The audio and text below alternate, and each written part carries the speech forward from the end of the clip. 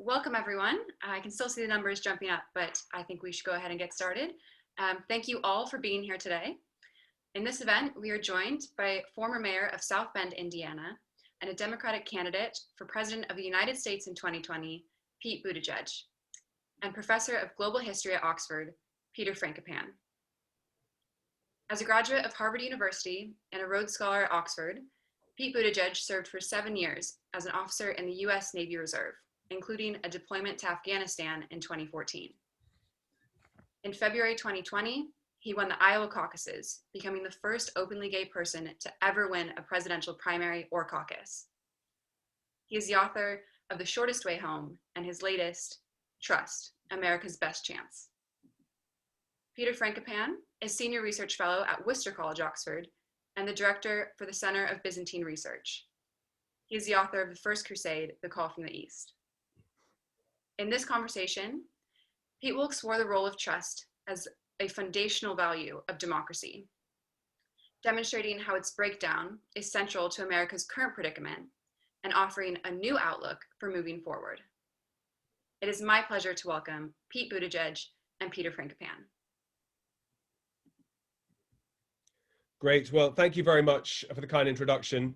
And thank you all of you for joining us today from wherever you are in the world. Here in Europe, it's mid-afternoon and it's a Sunday. So you've chosen to do this rather than take the dog for a walk or whatever. But let me welcome Mayor Pete. It's a huge pleasure. I followed your presidential campaign very, very closely, as I think many of us did over here in Europe. And above all, I'm sure you'll agree with me, there are not enough Petes in the world today. So it's very nice to see a very prominent one doing so well. But tell us, before we talk about your book, how have these last few months been for you? I mean, you were, this time a year ago, you were right in the thick of it. Come through March, you were about to go on your victory tour or your celebration tour, and things came to an end. What's happened since you stood down from being a Democrat candidate? Yeah, well, the strange thing is that our presidential campaign ended almost at the very moment that the lockdowns began. And in some ways that may have had something of a blessing to it, even though it was a terrible circumstance, because I'm not sure I would have been capable of sitting still if we hadn't been forced to. And so it opened up a little bit of time to think, which is part of how this book came about. But as many of us have discovered, you can get awfully busy without necessarily traveling anywhere. And so as the months have passed, I found myself teaching at the University of Notre Dame, deeply involved in the Biden-Harris campaign. We set up our own organization, Win the Era, which among other things is helping us back a lot of candidates in non-presidential races who aren't getting enough attention, but are going to be very important to the road ahead. And just generally catching up on life. It's, we put our marriage through one kind of test, Justin and I did, by being constantly on the road and apart from each other. And then, like so many, we're going through a different kind of experience, being constantly together and have really made up for lost time that way. Actually cooking. I mean, after the campaign ended, just having a meal, not just a home cooked meal, but having a meal at a table instead of it in a vehicle was pretty special. So it's been nice over the months to kind of reboot, even as now we approach this kind of sprint mode with the campaign coming to its conclusion. I mean, voting's already underway. I think about 6 million Americans have already voted. So we're in the thick of it. Well, I'm sure a lot of people watching are going to want to hear your take on the build up to the election and what's going to happen afterwards. But just start us. I mean, is it fun running for office? Is it fun running to be president? I mean, you talk about, how nice it is to cook and so on. If things had worked out differently, if that momentum had worked in a different way, you might have been about to look at 4 or 5 years, maybe 10 years of putting yourself outside a system where you could cook or do anything privately, because if you'd become the nominee and had won the election, is it very stressful being raked over? How do you get used to getting the thick skin, and you've got lots of experience from before, but tell us about the process. Yeah, it's incredibly demanding. First of all, it's more physical than I would have realized when I began, and it's a function of just the constant motion. It got to where when I was about to take the stage, there was a little card table set up with a microphone I was going to carry up with me, and on it was a big tape written in big letters: "You are in whatever, Davenport, Iowa," because it would be very easy to forget which state you were in if you weren't, if you were just so fogged up with moving around and had been in 3 other states that same day. It's a wonder it doesn't happen more often to candidates.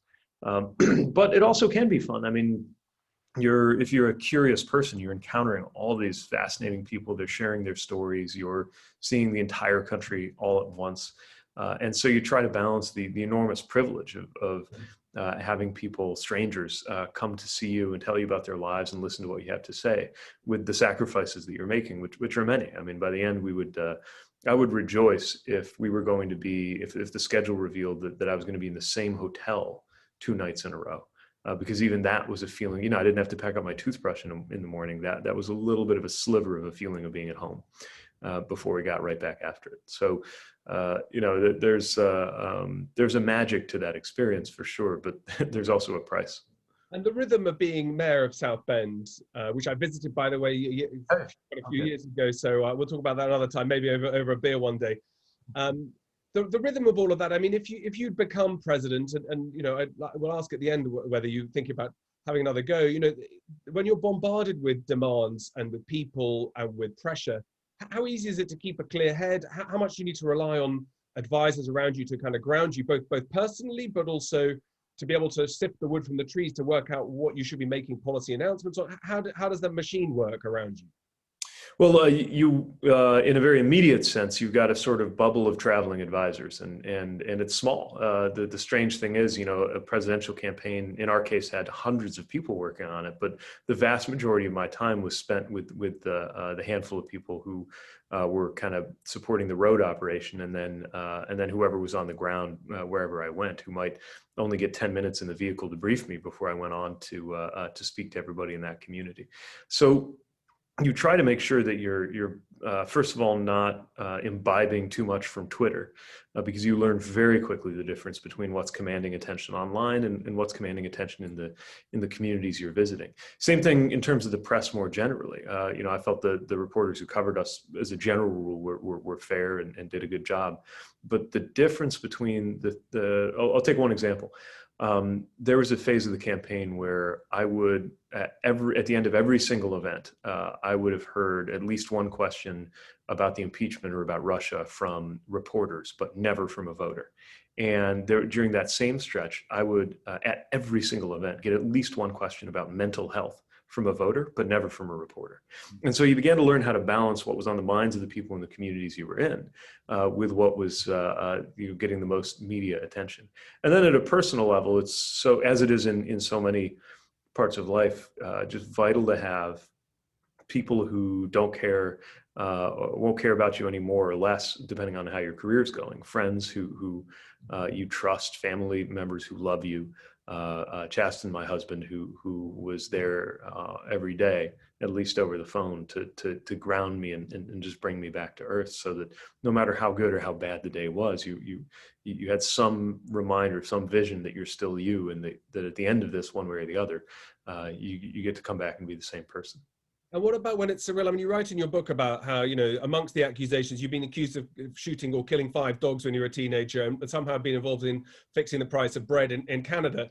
When those kinds of things surface, and it's very important to work out. I mean, you write a lot about the media. I like to talk about, but how do you deal with that on a personal level when things are said that are not just wrong but weird, or when planes practicing their landings, Right. they're accused that people think it must be something to do with the fifth columns? Yeah, I mean, in some ways, the crazy conspiracy stuff was less difficult to deal with emotionally, because you knew it was crazy, but still you had to deal with it strategically, because even a blatant fake news story. I mean, somebody actually went to the trouble to fabricate a South Bend Tribune front page from the 1990s, where I'm committing all these crimes as a teenager, and then we had to go back and demonstrate why it was a fake.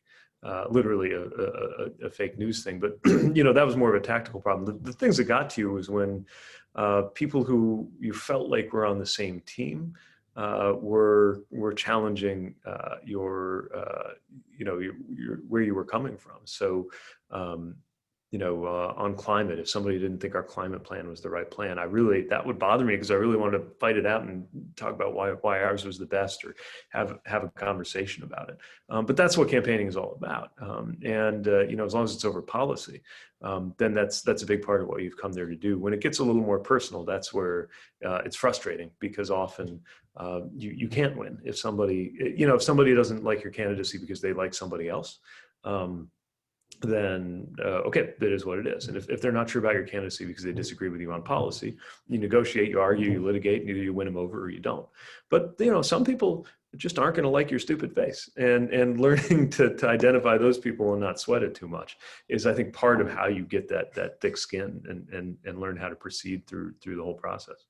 So there are a couple of things. I mean, turning to your book, I mean, one of the things I'm interested in about your circle of advisors, or a candidate circle of advisors, is it's all about how well you trust people to process more information than you possibly can do, and how do you build those lines. And one of the very striking line in your book is you say that you would have said, I trust my friend with my life, right? Or I trust someone with my life. It's something that we all say, haphazardly, until you've actually served in Kabul, and that things are a little bit different when you're serving in the military, and people they really are protecting your life. And you talk about how your car gets stopped when you're driving into Kabul, and by someone who actually pranged your car together, which you hadn't noticed, but you had a few split seconds to work out, looking at that person, do you trust them or do you not? Tell us about your ideas about trust, and about how important this idea of knowing who you're dealing with and being able to work out whether you're on safe territory with each other.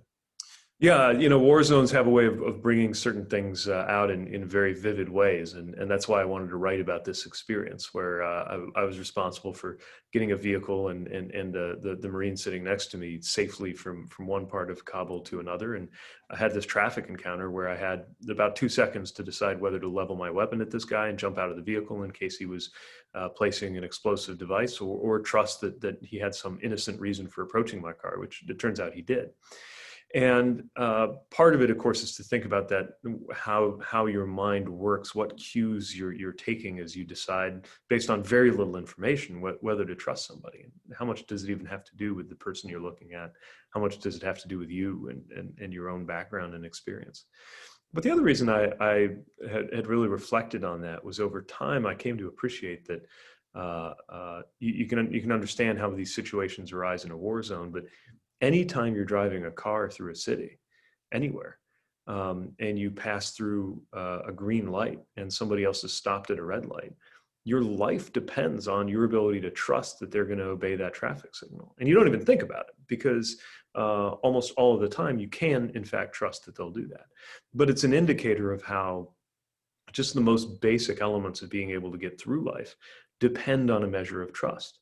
Restaurants, as we know them, can't function with a great deal of trust. Trust that your food is going to be safe on the part of the customer.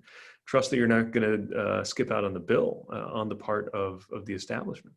And without that basic level of trust, and importantly, without being able to take it for granted most of the time, everything would grind to a halt. And it's one of the reasons I'm very worried to track the dramatic erosion, not only of political trust, how much we trust our politicians and institutions, but social trust, because there are surveys over the years demonstrating that there's a precipitous fall in how much people, certainly in the United States, how much people believe they can trust other people.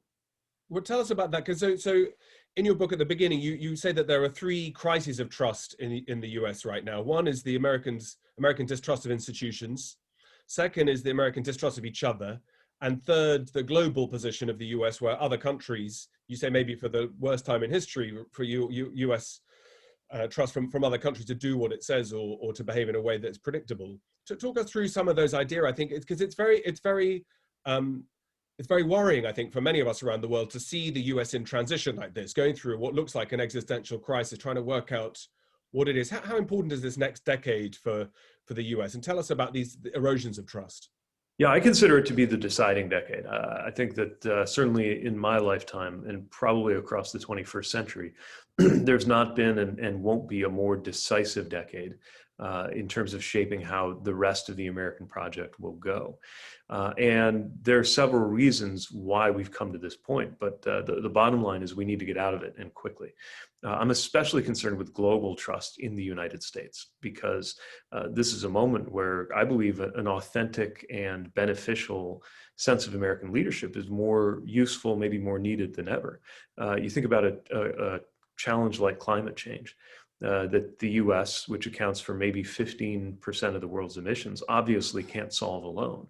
But also, with the US being the world's largest economy, it can't be solved without the US. And so a level of cooperation is going to be indispensable. Cooperation depends on trust. In some ways, we're living through not only an enormously important mass casualty event with COVID-19, but also a kind of dress rehearsal for climate change. It requires countries to be able to coordinate. It requires populations to trust what experts are telling them or warning them, even if those experts adjust the guidance they're issuing over time, and understanding that when scientists revise their guidance or their assumptions, that is actually something that should demonstrate that they're more credible, not less. But if a cynical politician wants to use that against them, and this happened in the US early on with, there's an early phase where medical experts were saying, regular population shouldn't get masks because they were trying to preserve them for medical personnel. Now this is being used retroactively by politicians who, to this day, seem to resist the idea of wearing masks, to say, oh, well, see, they didn't even know, nobody knows, you can't, to fill us with doubt, in other words. Further evidence of how important trust is the work that our adversaries put into undermining trust here in the United States. A big part of what these bot or troll entities do, often state-sponsored, often Russian, but not only Russian, has to do with this. But I also looked to the international experience as evidence of how trust can be built with extraordinary speed. And this is why I think the experience of the alliances built during World War II and the institutions built immediately after World War II are a great example of what America might do. We established almost a century's worth of trust in a matter of 3 or 4 years by stepping up and being helpful to allies and acting in a way that inspired a lot of confidence. It is easier to do that amid terrible circumstances, and we're in a terrible crisis right now. Paradoxically, that presents an enormous opportunity right now for the United States to restore some of that credibility that's been so badly broken down.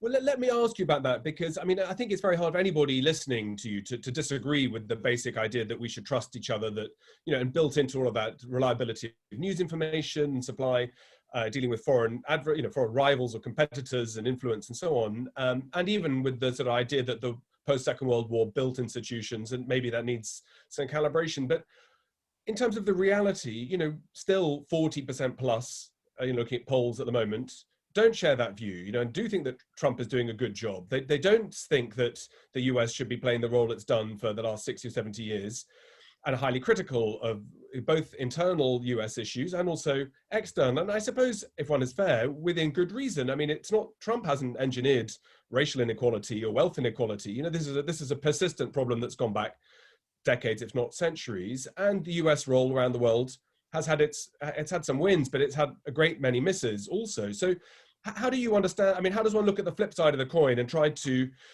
understand that the trust that you're talking about is not one that other people necessarily are seeming to either buy into, and that their vision of what they think trust means something very different? Part of what I write about is that trust isn't about perfection. It isn't about flawless consistency. In fact, if we were flawless or perfectly consistent beings, trust wouldn't even exist as a concept. Trust is only intelligible because we don't know what other parties will do, and because we sometimes can't find out. One of the things I reflected on and wrote about is that this maxim that Ronald Reagan enjoyed quoting, trust but verify. If you think about it, it can only really be understood as a joke, because Trusting is not verifying, and verifying is not trusting. So I don't think that it should discourage us from trying to build trust, to think about the ways or know about the ways that America as a whole has not always acted the way that we would want to be seen, and that there are plenty of things to be skeptical and suspicious and even afraid of. But it's precisely across those that we've got to build enough trust to get things going. Trust could be understood as an exchange of vulnerability, making yourself vulnerable based on an expectation about how others will behave. What we need kind of fused with that is a kind of leadership that motivates people to behave in a better way. Not to be partisan about this, but one thing that was a specialty of mine when I was running for president was that we performed especially well in some of the counties in Iowa that had voted by a very big margin, 20 or 30% for Barack Obama, and then turned around and voted by an equally big margin for Donald Trump. And I think what that tells us, among other things, is we're not necessarily talking about people who are all committed to this radically different worldview. We are talking about people who have decided, at least decided once, that it was their best option. And it seems that the backdrop of inequality that we're living in, social and status inequality, as well as income inequality in the United States, something that has gone through a dramatic increase. Robert Putnam and his co-author, Sheila Romney Garrett, I believe, have a book out this fall called The Upswing, which traces a remarkably similar pattern, a sort of an arc. If you start the clock in the 1880s and bring it to today, you will see levels of community orientation, civic engagement, trust, and above all, economic inequality get better and better over half a century, and then getting worse and worse to where now we're roughly the way it looked in the 1880s. This motivates all kinds of strange political outcomes, and is part of what we need to get on top of in order to have any chance of turning the corner into a positive cycle of trust, which can also be established if that little down payment of vulnerability is rewarded by somebody acting as you hoped they might. It gives you a little bit more to work with the next time around, and the very vicious cycles we're in at the moment might be reversed. Well, tell us a little about Trump, or about the movement that Trump represents, the kind of the people who are wanting to unpick some of these ideas about trust. Because I mean, in fact, your book doesn't really talk a great deal about Trump. You sort of give him you don't give him a pass, but you know, it's something that you sort of gloss over, that's not really that important. But on the other hand, you also do say that, I mean, in not so many words, that that this is rooted in something much deeper than just what's now. It's to do with, you know, Reagan saying, you know, don't trust your government. The government is the problem. And, you know, Clinton saying the end of big government is over. And that has galvanized and sowed the seeds that Trump has exploited. Tell us a bit about how you've seen these last 4 years as an American. What do you think is going to happen in the election right now? And is that constituency that Trump has very successfully appealed to in 2016, is that going to be there for him now in 2020? Well, there are a lot of big Trump signs on barns right around where I'm sitting today. And so we can expect that there continues to be that core of support. I do think it's important to remember, though, that many of the elements of that core of support are and should be available for a different kind of party politics to earn. This is one of the reasons I go on conservative media a lot. I spend a lot of time on Fox News, for example, not because I think most of their viewers are aligned with me politically, but because I think it's very important to get a different message out where people hear us speaking to them. The reality is that he allowed a lot of people to feel regarded in a different way. And part of how he did it was appealing to the very worst of xenophobia and racism. But part of how he did it was simply making people think that he cared about them more than the Democratic Party or the so-called establishment did. And we need to be very careful in the United States right now about returning to the political configuration we had roughly 100 years ago, where you had one party, at the time it was the Republican Party, that was concentrated in the cities and looked after the interests of the establishment, and really was the more socially and racially progressive party, but also got more and more tied up with looking after those who were already best off.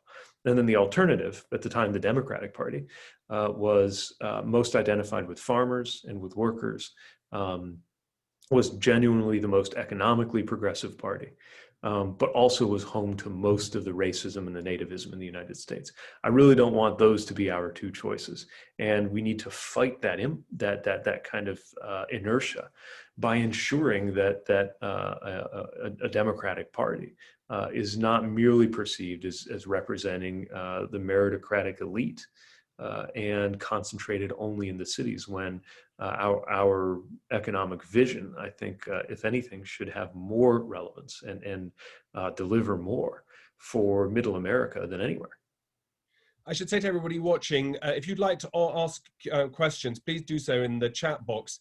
When I put my glasses on, it's not to check my emails, it's to read what those questions might be. But so keep them coming, please. But okay, but is Trump, for example, specifically, he's obviously very good at exploiting these divisions and setting them out. But is there a touch of genius in that exploitation?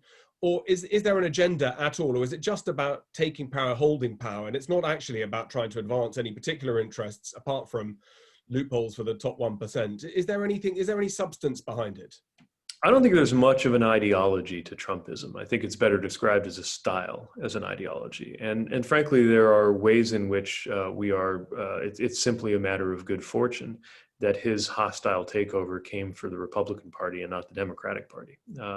At the same time, he certainly has a pattern of things like tax cuts for the wealthy, a commitment to a kind of closure certainly against immigrants, an agenda of protecting a kind of prior, largely white order in the United States.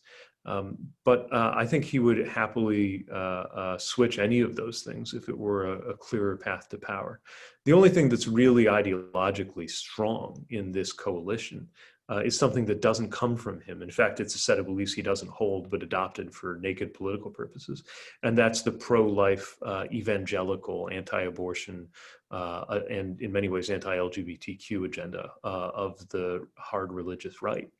Now, what's interesting is that in turn has helped awaken a different political religious culture in the United States that's long been here, but I think is finding new expressions that I'm very excited about as part of what my campaign talked about, trying to overcome my own party's allergy to discussing faith, because the hypocrisy needs to be challenged and confronted.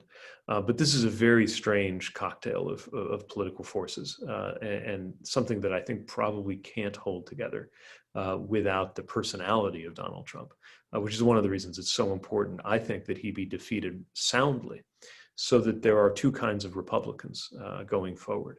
Those who walked away, like the two Republican National Committee chairmen, former chairmen who've now endorsed Joe Biden, people like Mitt Romney, who will keep distance between them and this president, and the others who insisted on hugging the bomb all the way to when it took them down with him politically. And do you think it's Biden's to lose now? Do you think there's any other result that's possible come November?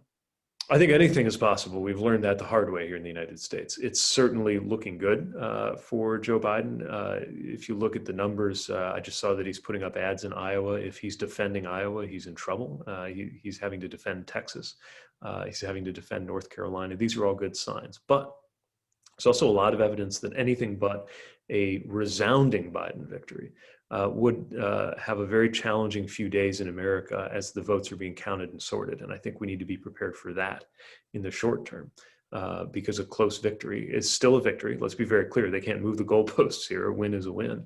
But culturally, socially, and politically, there will be that much more work to do if it's any easier than it already is for this president to issue false claims of voter fraud or having somehow been done out of a victory. I mean, he's already denied, in principle, the legitimacy of any election that he doesn't win, which is it's not just bad behavior, that has consequences for democracy. Because ultimately, I think here in the United States, when I was a student in the UK, I think a lot of us had trouble understanding this idea of a constitutional monarchy where the Constitution's not written down. For us, the very definition of the Constitution in the US is it's a document that's very specifically writes down what's what. And we can't quite fathom this idea that you all have a constitution that's composed of custom and norms and precedent. Except now we're beginning to realize in the United States just how many things we assumed were set in stone really do just depend on norms. And one of them is that our democracy only really works if the loser of an election is prepared to acknowledge or concede. And when you don't have that, that tests our system in some very frightening ways. Yeah, I mean, you write that in the book about how important the political system is on that handover of power in these unprecedented times, and that nothing's off the table. And it goes back to that question about faith in institutions. I mean, it won't surprise you with your foot on this side in the Oxford camp as well, to know that we're going through not entirely dissimilar problems too, where the Anglosphere, for all sorts of different reasons, looks extremely divided, split country where there are dissenting voices. Some of that you write about in the book. You pin not necessarily the blame, but you say this has all been facilitated by digital technologies. How do you, well, first of all, explain what you mean, but I'm really interested to know in terms of solutions. I'd like to talk about solutions too, but you don't talk about breakup of digital businesses. You do explain how algorithms have led us up the garden path. Tell us about digital and also what could or should a country like the US be doing about that? Yeah, we have a real problem in terms of our ability as consumers of news and information to get a little more savvy about what's being presented to us. I liken it to what it must have been like in the early days of the printing press, when merely having access to a printing press probably made what you had to say seem legitimate. If you handed me a pamphlet as I was walking down the street in the 17th century and it was printed on a press, that probably would have made it more credible. And over time, as a species, we learned not to believe everything we read. I don't think we've developed quite the same faculties when it comes to sorting out information from misinformation across digital media. And while there are a lot of regulatory problems that might well entail breakup of digital monopolies, that's not going to solve this problem. This is about how we relate to information that moves very quickly, regardless of its truth. And the real problem is that the algorithm favors controversy itself. A good example of this that I discuss in the book is a public health analysis of the messages that came from Russian troll accounts on the subject of vaccination aimed at the US. This is before, during, and after the 2016 election. And what's so interesting is these same accounts would push out anti-vaccine misinformation and pro-vaccine information at the same time, which meant that their goal was to create doubt in general. The goal was controversy itself. And unfortunately, our brains respond to controversy in a different way than they respond to consensus. So I don't think it's enough to demand that media and journalism sort this out, although they've got a lot of work to do. We ourselves, as consumers of information, need to realize that every time we like something, retweet something, or click on something, we're voting. And we should take those choices as seriously as we do our votes, because that's what the algorithm hears them as. Tell me, you mentioned going on Fox News. I mean, do they let you on whenever you want? I mean, there's a level of bravery too of giving your opinion to people who don't, not going to share your views. How does it work when you're trying to be the one and the 99 standing on the other side? You write in the book about climate science, and you're quite critical about the fact that because there's a need to balance, the news organizations feel they need to show both sides, that one scientist who is a climate change denier alongside one who works on it and says this is what's happening, and that people watching will say, well, it's 50-50, and you don't get that balance. How do you correct it in a way that's fair and reasonable, either in your views or on climate particularly? Yeah, exactly. So ideological media creates one set of problems, but misplaced 50-50ism, misplaced both-sidism presents another problem. And in the US especially, where there's not as much of a tradition like there is in the UK of newspapers wearing their positions on their sleeves, it can be a real problem as TV networks or newspapers attempting to seem fair wind up creating a false impression that a 99-to-1 consensus is actually a 50-50 controversy.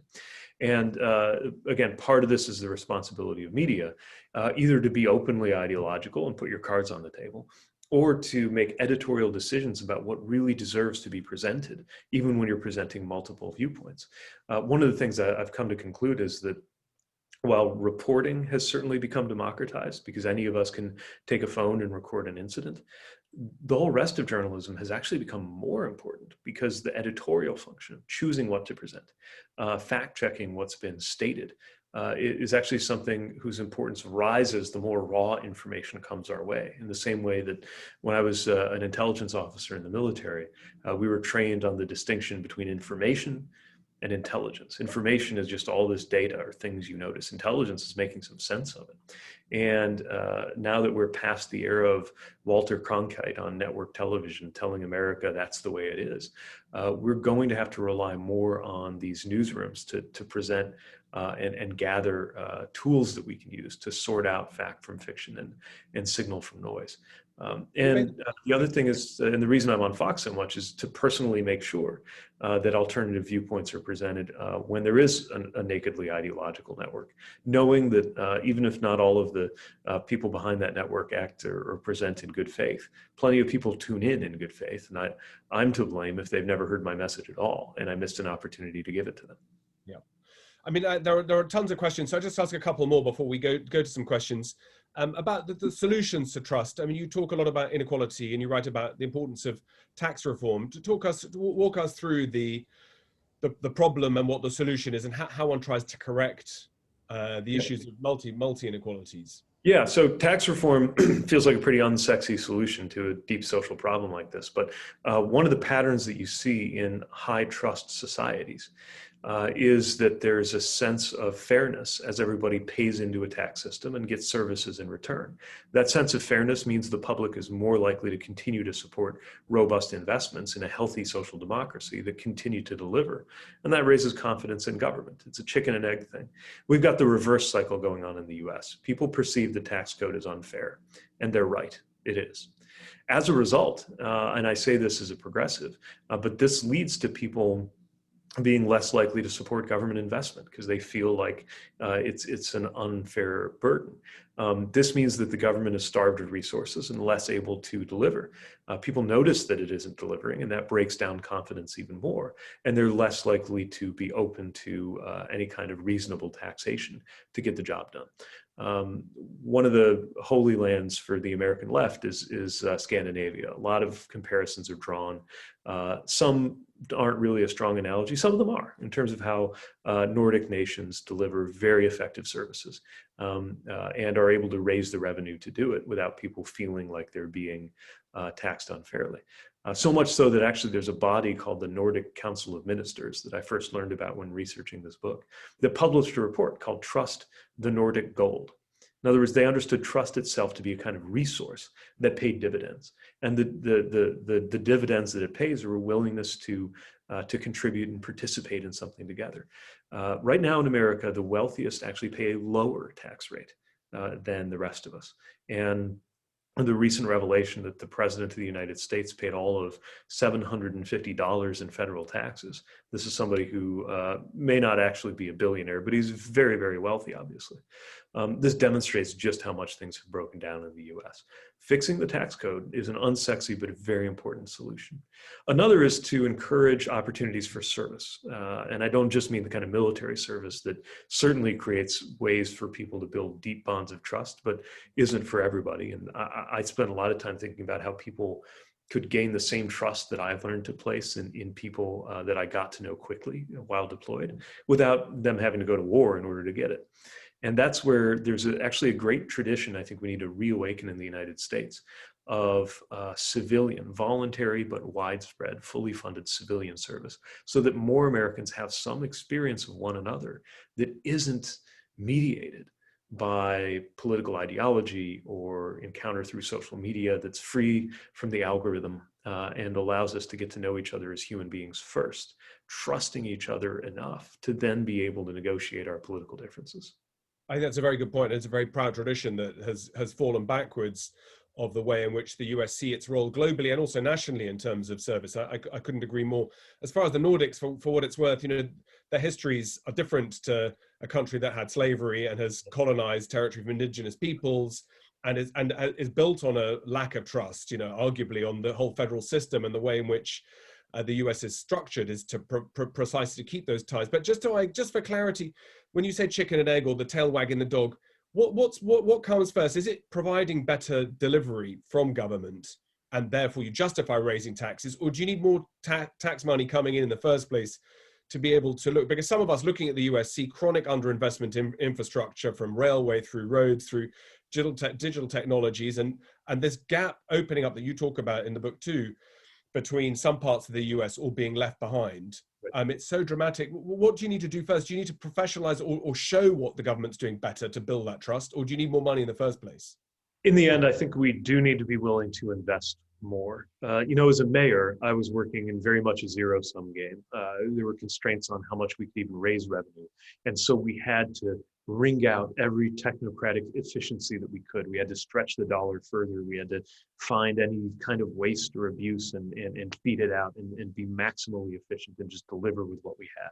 And I did it, and our administration did it, and we were proud of it. But the simple reality is we can't keep up unless there's actually more to work with. In our city, for example, the mortal enemy of every mayor is the pothole in the road. And we would fill thousands of potholes every year. We had enough funding to fully resurface every lane mile of road in the city every 100 years. The problem is, in our climate, it's rare for it to last more than 12. So it's a losing game, no matter how efficient, no matter how intelligent, no matter how savvy your public servants are, if at the end of the day, there's just not enough coming in. And I think that's certainly the case in infrastructure. It's largely the case in education. It's actually not so much the case in healthcare. That's an example where the amount that we spend would actually go down if we had a more responsible way. In other words, if we got everybody covered. The US actually spends more on healthcare than a lot of other countries for worse results, which is why we need to expand access. But in most dimensions of the US, if we were willing to spend more, we would be able to deliver more, and I think people would be comfortable investing more. Well, Pete, there are a lot of questions, so I'm going to ask these and give as quick an answer as you can, so we can get through them all. Personally, I'm looking forward to this book is terrific. It's eloquent, it's short, it's snappy, and it addresses things head on. I'm also looking forward to the next volume, which I hope you're going to write, about the US in the world. It's very unusual for presidential candidates to speak Arabic or to know other parts of the world and so on, and things that I'd like to be able to talk to you longer one day about China, about Russia, about the US and the Middle East and Afghanistan, and above all in Africa. Would be great to get your ideas. But this is, I think, a manifesto that will stand you in good stead. Would you be running again, do you think, in the future? Is that something you're taking some time out and you'll see how the chips land? Yeah, the honest answer is I don't know. We're at such a tender moment in the life of the country. I know I've got to make myself useful. Right now, that means making sure that there's a new presidential administration. And then once there is, if all goes well, it'll have to do with supporting the agenda of that administration, whether it's from in government or from the outside. And then we'll see. I mean, one thing I learned early in life is that you can't game out all of the steps ahead. No one would have thought, as I was running for mayor of my city in Indiana in 2011, that this was going to lead me to run for president in 2020. I think the important thing is to be on the lookout for ways to fit in and make yourself useful, and that'll be my mode for as long as I've got energy to do it. Okay, well, that's great. That sounds like you might take a job from the Biden administration if they call. Probably not from Trump if he gets back in again. Oh, no. But listen, let me go to some questions. There are quite a lot here. From Gemma, I know you're a fan of The West Wing. Are you excited for the special being screened next week? Can Aaron Sorkin's world of US politics teach us some good lessons? I hope so. I was just talking to a friend who was saying he was rewatching from the beginning, The West Wing, which is now some 20 years old. And pointed out one of the depressing things is so many of the issues are the same, and the policy things they talk about haven't been resolved. But just the idea that I think is embodied in that show, that public service and politics can be noble, it can be exciting, it can be choice worthy. It doesn't have to be a cesspool. And the characters in the show wrestle with very real political and moral challenges, but they do it in a spirit of making the country better. And I don't think it's too idealistic to look to create a moment when Republicans and Democrats are motivated in that spirit. I've seen it. I've seen it certainly at the local level. I've seen it, even though it's being beaten down at the federal level. And I think we can establish that in a new way, and we're going to have to, because of the epic proportions of the things that we're up against. So yes, I hope that the spirit of the West Wing is not out of date, and it might be really timely. Okay, I'm afraid you're on the stump. Simple question: why haven't you run for the Senate or Congress? So I've never wanted to run for an office just to have the office.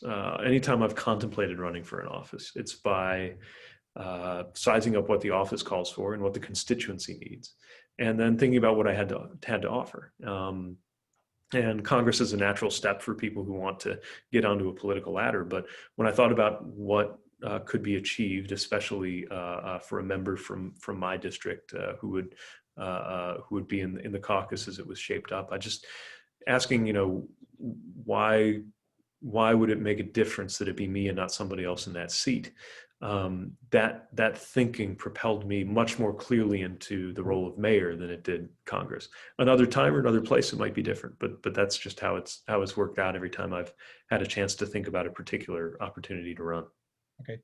You write in the book about coming out in 2015. I got a question here saying, has being gay helped you with building trust, or has it hindered you? I guess politically, personally, how's that been? Good chance. Good question. I think both must be the answer. One thing I write about in the book is this odd moment that was captured by a news crew where a voter was going into the Iowa Caucus, all set to vote for me, found out that I had a husband and changed her mind.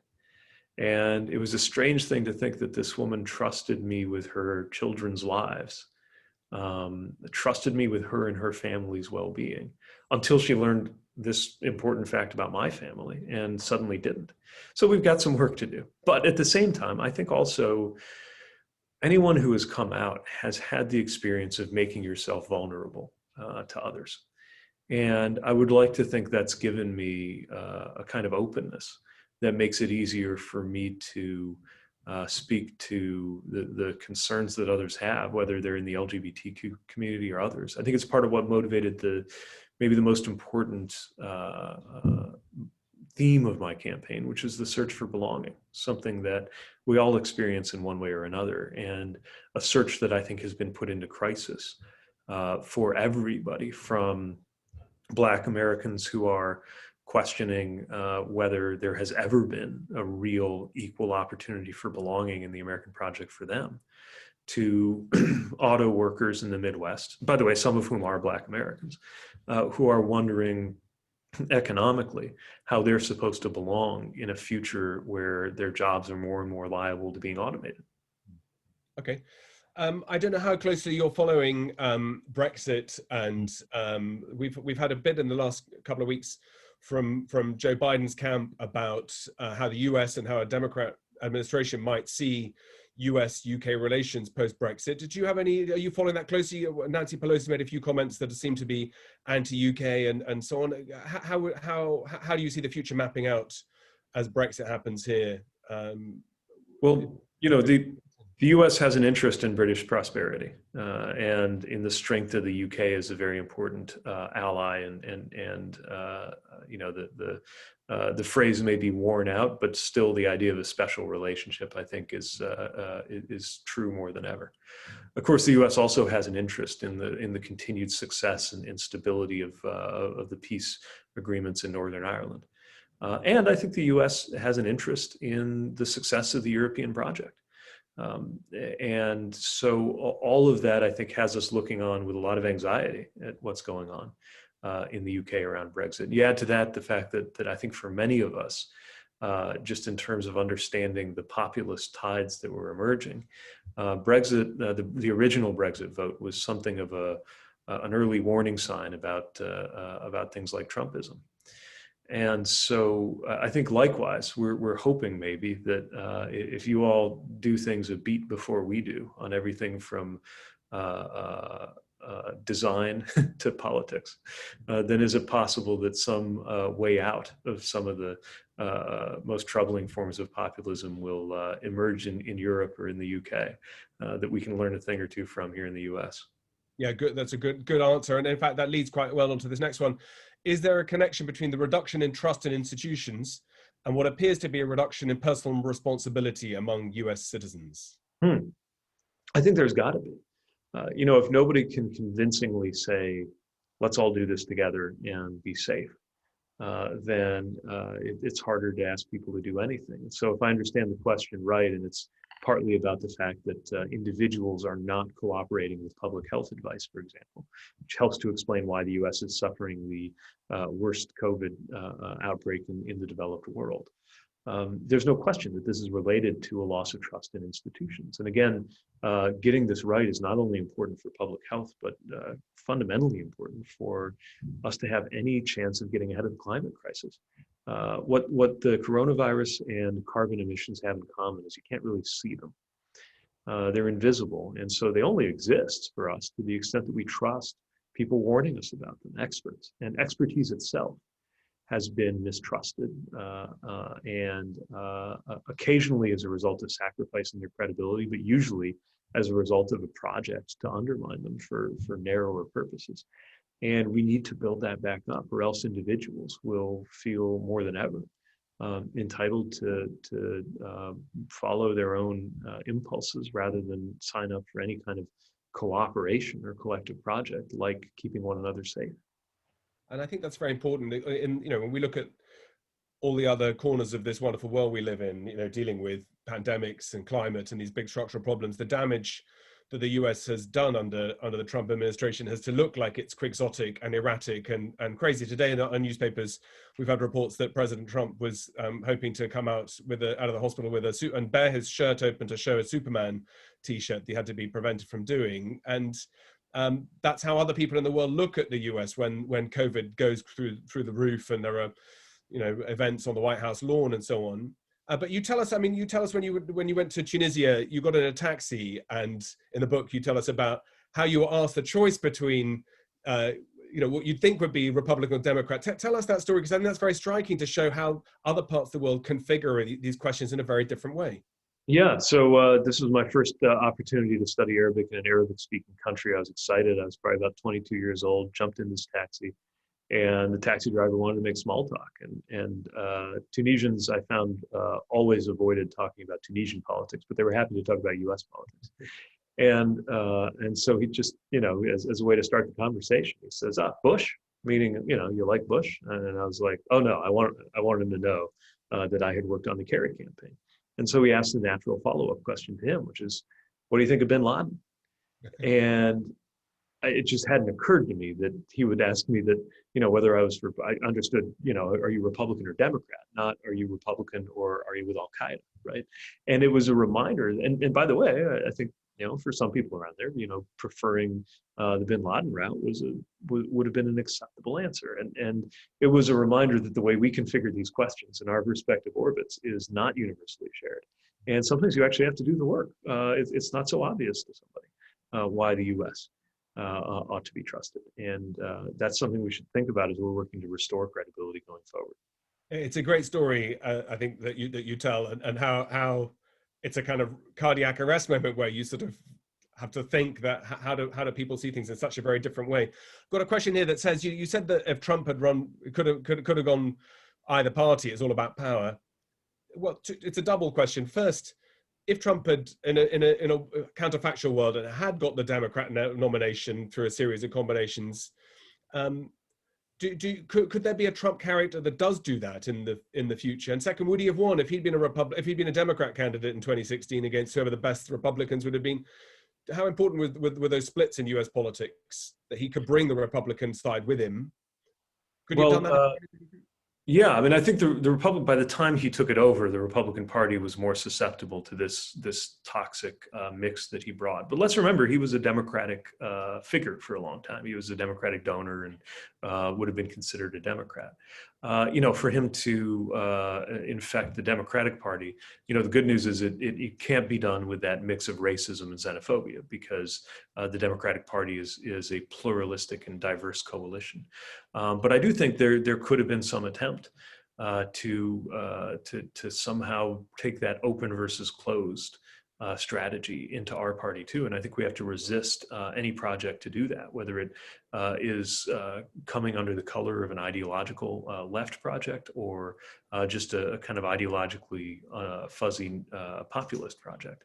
We've got to make sure that we're very clear on our values and our commitments as a party. And it's one of the reasons why my campaign revolved around that. And I think Joe Biden's campaign does too. A good question here, Pete, which is as a spring chicken, not yet in even turned 40, why do Americans pick old presidents or older presidents? I mean, is the outlier. You write in the book about how important the Nixon era was to the need for an honest, reliable president was one of the key reasons why Jimmy Carter got in, and likewise Reagan looked like he was older and so on. Why have we got two candidates, and Bernie Sanders, who you ran against for the nomination, also in his 70s? Explain that to us, because that doesn't seem kind of right, that the next generation is being defined by people who are in the sort of checkout lounge rather than coming up the escalator.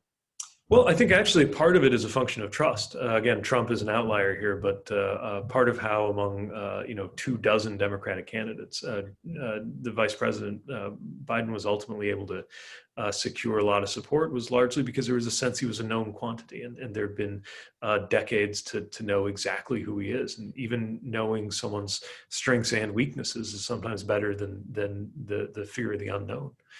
I also think that, it's a pattern that really shifts in American politics. I mean, one interesting thing to contemplate is that 3 of our last 4 presidents, Donald Trump, George W. Bush, and Bill Clinton, are exactly the same age. They were all born in the summer of 1946. Now, they came into our consciousness at different ages. They were elected, of course, at different ages, but they're all from the same generation. And so I think part of what's happening actually is less a preference for candidates of a certain age, and more that a certain generation has really dominated our political consciousness as a country. And that's one of those things that's true for a long time until one day it isn't. I think so. I hadn't realized that. That's a very good. So I mean, it shows how extra unusual the Obama victory was in 2008. How extraordinary for all the different reasons, the anomaly. It's not my question. I'm very apologetic about this one. Would you be a better president than President Biden? No, I support Joe Biden 100%. And I would say this too. What he brings, what he uniquely brings, has only become more valuable since the time that I stepped out of the race. I mean, just think about, again, the further collapse of US credibility around the world, and the fact that we're dealing with this crisis that requires cooperation and some sense of steadiness and calm. I think actually his long-standing presence on the world stage and as American political figure is especially valuable in this season of COVID and moral reckoning over racial injustice. I'm very glad it's going to be him. Okay, we've got time, I think, for one last one. We have talked in the UK about electoral reform for a while. It's gone quiet for the last 5 or 6 years, but we're all aware that there are different ways in which we could be more democratic. That discussion's been subsumed by Brexit and by everything else that's going on, COVID and so on.